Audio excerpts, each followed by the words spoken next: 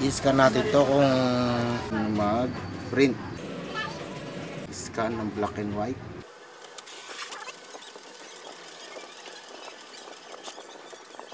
Ito yung na-print niya.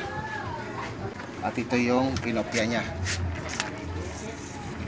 Isang long paper at siyang galing sa short. Okay.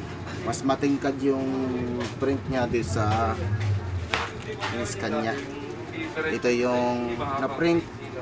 Ito yung na-scan. Subukan natin to kung ma-i-scan niya. Subukan natin tong colored. Ayan, kuha na niya yung papel.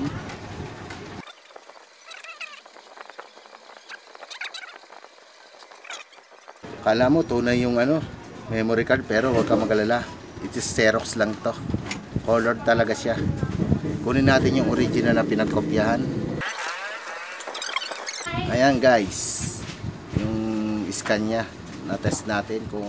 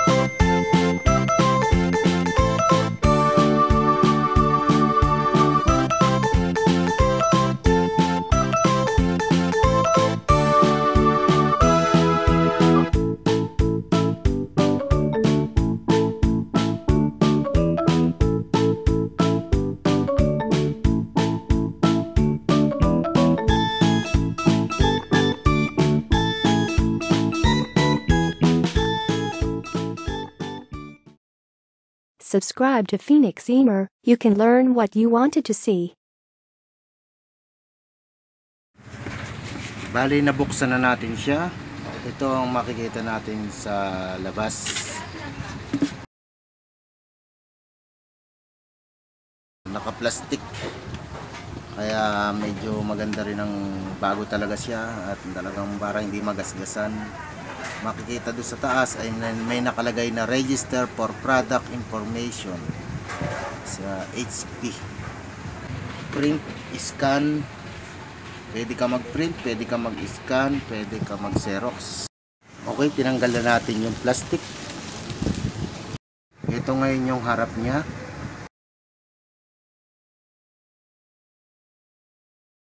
At ito yung parang troubleshooting booklet niya kung sakasakaling may katanungan ka kung paano i-operate. Ito yung lahat ng laman. Sa tingin ko kailangan pang ikabit yung dalawang cartridge na head sa loob. At tingnan natin sa manual kung paano ikakabit ito, itong dalawang ito. Dito sa manual, makikita natin dito pag binuksan natin ito.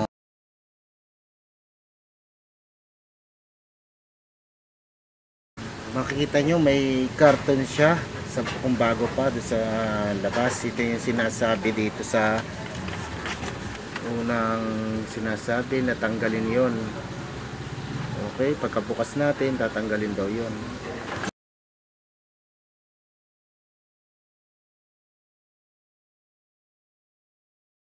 Tapos print cartridge, hihilahin yon.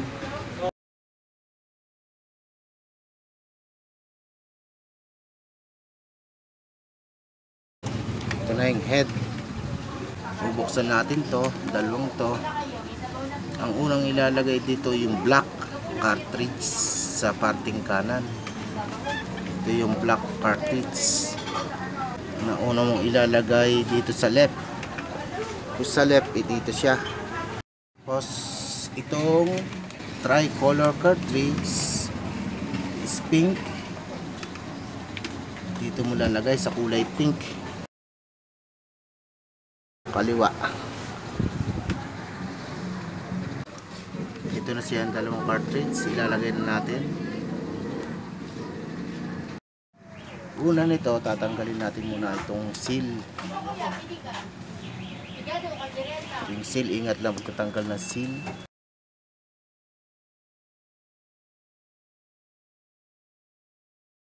Yan, ilagay natin itong block. Ganon.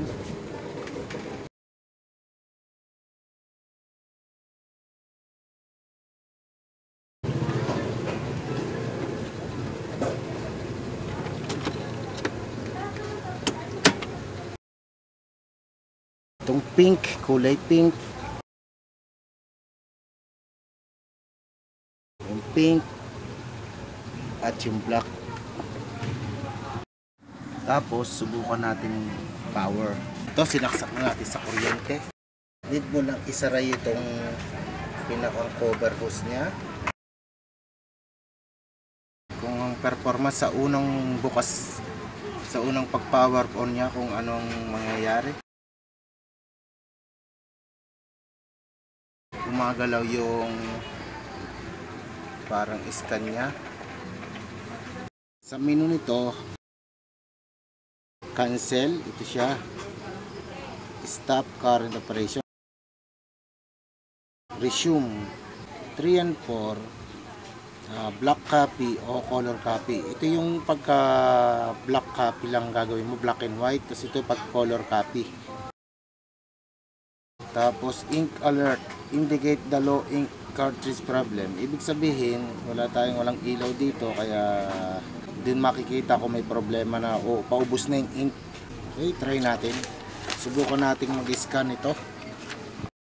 Bali sa pag inangat mo to, pag hinila mo, ang supported na paper niya is 5x7 at 4x6 in. May sukatan siya.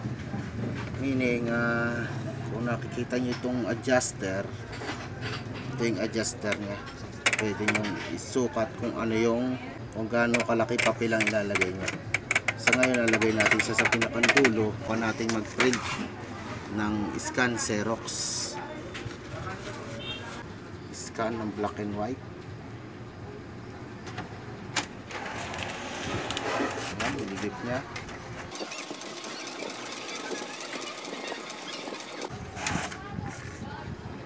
Okay yung black and white Xerox niya, original na kinopya. Tapos ito yung nakopy niya.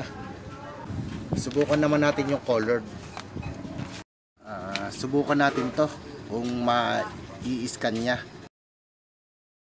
kung kaya niyang i-scan ng as in color. Pero sa likod na lang. Subukan natin tong colored.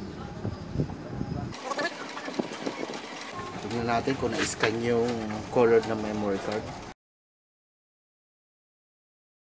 Ayos. Parang tunay, parang original. Ito siya mga kabro. Wala ito, mapagkakamalamang tunay ito. Nasa. Hanggang sa muli. Important reminder, before turning on the printer, please read and follow instruction importantly. Ito, bali tetest natin sa laptop. Connect tayo sa 123.hp.com. Yan, nariyan din sa manual. Bali, ito yung dalawa. Bali, dito siya. Yan, sa likod. Sa PC, buksan natin yung device manager. DeskJet 2130.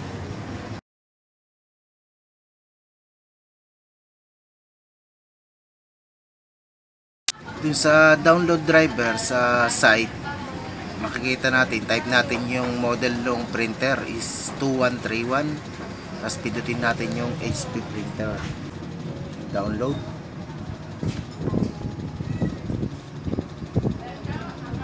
Install lang natin yung driver para makuha natin yung ano. Yan. Pag ini-install nyo yung software, kailangan nakakabit yung printer at may naka-power on siya. Pili kayo kung full software and drivers. Basic driver, pero kunin natin yung full and software kasi bagong install sa PC, kaya continue na natin. Bali, pag na-install nyo na yung software, yung driver nya, makikita nyo naka-install na sa computer nyo. Makikita nyo HP 2130 series. Tapos may software siya na XDesktop 2130 at Shop for Supply. Ito yung pinaka-software nya. Pwede kang mag-print, pwede kang mag-scan, estimate level, makikita nyo rin yung ink nya kung mauubos nya. Yung pink ito at saka yung black. Gusto nyo mag-scan, try nating mag-scan. Scan, document photo. Ayan, mamimili ka kung paano mo siya i-save. Try na lang nating i-scan tong manual kung mapipwede. Okay?